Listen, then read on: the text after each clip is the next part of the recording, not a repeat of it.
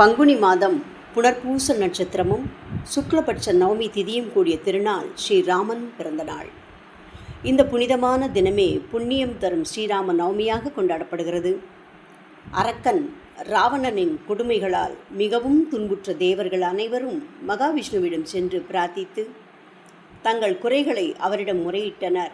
மகாவிஷ்ணு அவர்களிடம், கவலை வேண்டாம், திரேதா யுகத்தில் அயோத்தி மன்னன் தசரதன் பெற்ற வரத்தின் காரணமாக அவனுக்கு மகனாக யாம் அவதரிக்கப் போகிறோம். அச்சமயம் ராவணனை வதம் செய்து உங்கள் துயர் துடைப்போம் என்று கூறினார். அயோத்தி மன்னனாகிய தசரதனுக்கு பிள்ளைகள் இல்லாததால் ரிஷ்யசிங்கம் முனிவரின் தலைமையில் புத்திரகாமேஷ்டி யாகம் ஒன்றை தொடங்கினார்.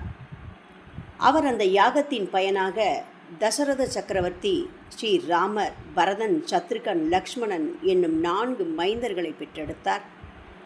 அவர்களுள் முதல் மைந்தனாக அவதரித்தவர் ஸ்ரீராமன். அவர் அவதரித்த அந்த நன்னாளே மகிமை தரும் ஸ்ரீ ராமநவமி திருநாள்.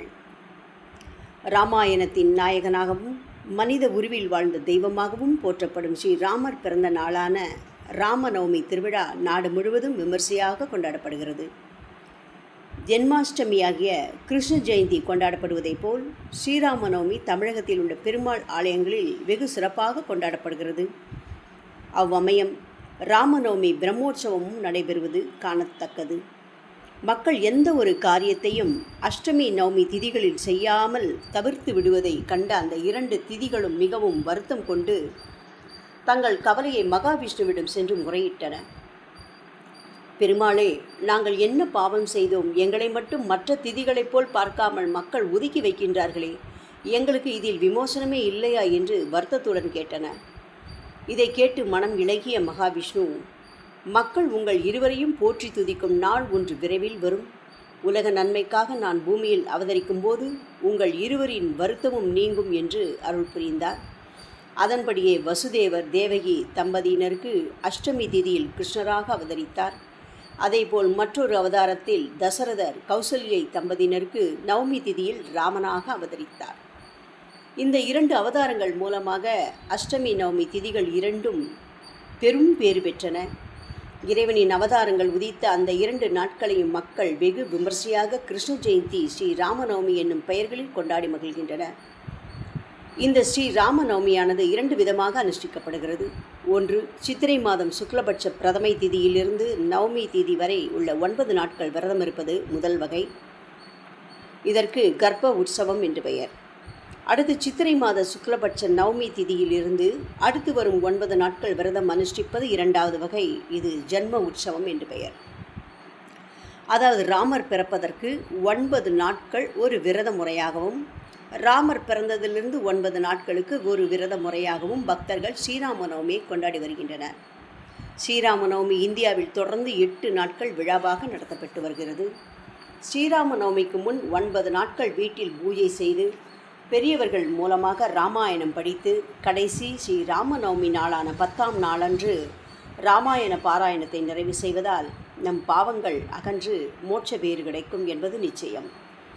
அக்னி பீஜமாகிய ரா ஞானம் தரும், சூரிய பீஜமாகிய ஆ செல்வத்தை தரும், சந்திர பீஜமாகிய மா ஆகிய 3 எழுத்துக்கள் அடங்கிய ஸ்ரீராம நாம மந்திரத்தை தினமும் ஓதுவதால் கல்வி, செல்வம், வீரம் யாவும் பெற்று சிறப்படையலாம். ஸ்ரீராமநவமி தினத்தன்று அதிகாலை எழுந்து நீராடி பூஜை அறையை தூய்மைப்படுத்தி பட்டாபிஷேகர் ராமர் திருவுருவ படத்திற்கு பூச்சூடி நைவேத்தியங்கள் படைத்து ஸ்ரீ ராமநாமம் சொல்லி பூஜிக்க வேண்டும். ஸ்ரீ ராமநாமத்தை இடைவிடாது உச்சரிப்பதால் இல்லத்தில் நல்ல காரியங்களும் செல்வங்களும் வளர்ந்தோங்கும். நாம் செய்த பாவங்கள் கரைந்து புண்ணியங்கள் கூடும்.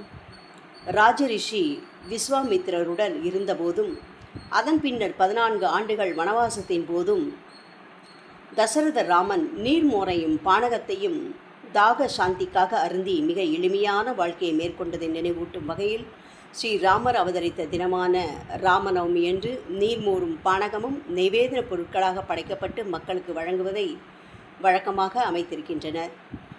ராமநவமி அன்று ராமநாமம் உச்சரிக்கப்படும் இடங்களிலெல்லாம், ராமாயணம் படிக்கும் இடங்களிலும் அங்குள்ள அடியவர்கள் மீது ஆஞ்சநேயர் எழுந்தருள் செய்து ஆனந்திப்பார் என்கிறார்கள்.